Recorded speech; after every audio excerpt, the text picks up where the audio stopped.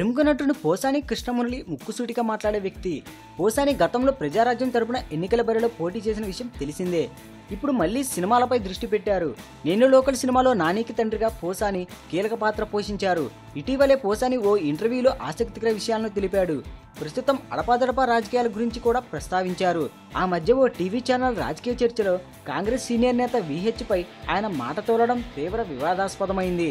ఈ నేపథ్యంలో AP politics కు సంబంధించి పోసాని ఆసక్తికర కామెంట్ చేశారు. చంద్రబాబు, జగన్, పవన్ కళ్యాణ్ ఈ ముగ్గురిలో ఏపీకి ఎవరైతే బెటర్ అన్న ప్రశ్నకు జగన్ అని సమాధానం చెప్పేశారు పోసాని.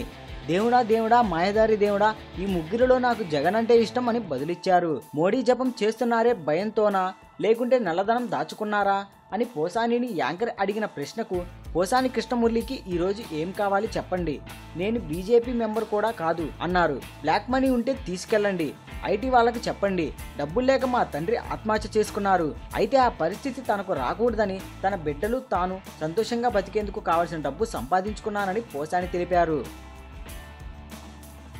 ఈ వీడియోపై మీ విలువైన కామెంట్స్ ని మాతో షేర్ చేసుకోండి. అండ్ ఇంకో విషయం, సబ్స్క్రైబ్ చేయడం మర్చిపోకండి.